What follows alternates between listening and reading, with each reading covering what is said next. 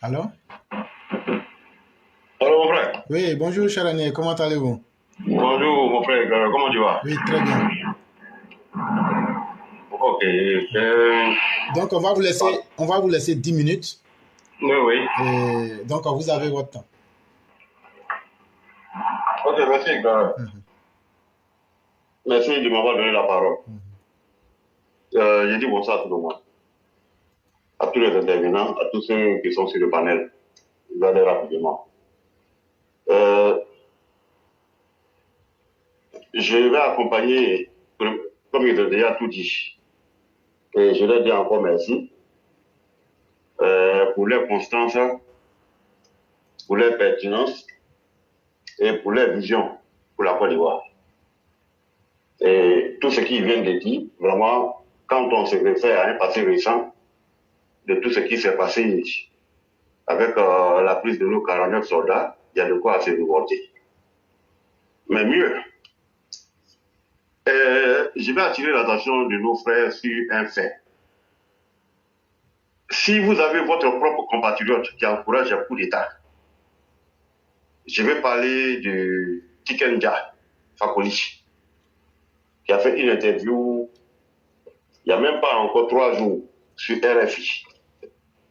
Il a même expliqué pourquoi il y a le coup d'État. En un mot, il a justifié. Même Salif Keïta, je crois en 2012 ou 2013, à part Sékou Touré, il avait chanté le nom de Sékou Touré et il s'était promis de ne plus jamais chanter encore pour faire hommage à un politicien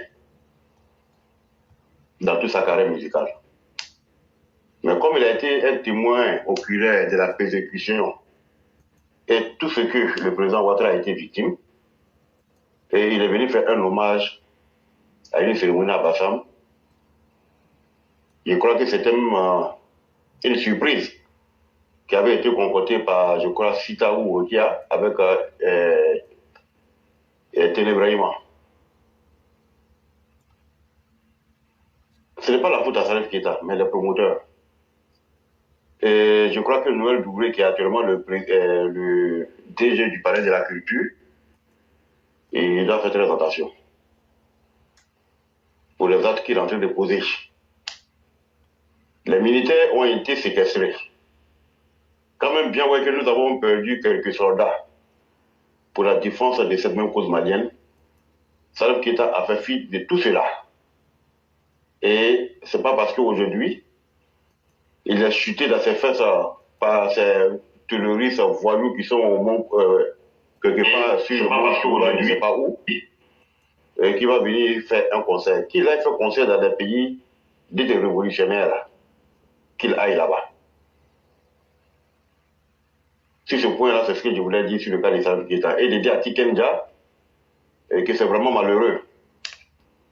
Et je vous ai toujours dit, quand vous voulez faire la politique, ou bien si vous supportez un politicien, il faudrait voir que votre propre conviction vous amène à suivre ce politicien-là. Je vous ai toujours dit ouais, que l'Afrique, là, c'est pas la peine. La continuité, c'est ça qui est notre problème. Et les différents artistes que nous avons qui vont chanter à travers le monde, des gens comme les Tikenja, les Alpha Blondy, quand tu regardes par moment leur comportement sur le plan national, tu te demandes même pourquoi j'ai aimé ou bien ovationné à un moment donné ces gens, ces chanteurs-là. Tikenja veut se faire plaire au Mali. De quel panafricanisme que lui, Tikenja, il veut parler? Tikenja lui-même, il fait combien de concerts en Afrique du Sud? Il fait combien de concerts au Nigeria? Il fait combien de concerts au Ghana? Vous voyez? C'est une stupidité qui ne dit pas son nom. Et généralement, avec ça, nous voulons une Afrique forte et nous voulons une Afrique qui doit être respectée. Moi, je n'ai jamais vu une chanson où Bob Marley, qui est le Seigneur, qui ovationne toujours en train d'applaudir dans ses chansons des coups d'État. Il dénonçait toujours les dérives des politiques. Mais la Tikenja qui vient s'asseoir sur RFI, qu'aujourd'hui c'est une nouvelle jeunesse, mais de quelle jeunesse Tikenja parle-t-il? De quelle jeunesse? une jeunesse sans formation, une jeunesse qui est irresponsable, une jeunesse qui n'a pas de repères. Et ces militaires qui sont au pouvoir aujourd'hui dans ces différents pays-là, qu'est-ce qu'ils ont apporté à les différentes nations depuis les indépendances? Pourquoi Tikenja ne dit pas ouais, qu'il y a eu coup d'État à plusieurs reprises au Mali et que ça n'a rien apporté aux Maliens? Il y a eu plusieurs coups d'État au Burkina Faso et des coups d'État sanglants, ça n'a rien apporté. Dans quel pays aujourd'hui où Tikenja est en train de dire que c'est une révolution, où il n'y a pas eu de coup d'État qui a été sanglant? Et je dis ouais, que c'est l'assassinat des personnalités politiques pour masquer ça, on parle de coup d'État. Il n'y a pas de coup d'État où il n'y a pas de tuerie.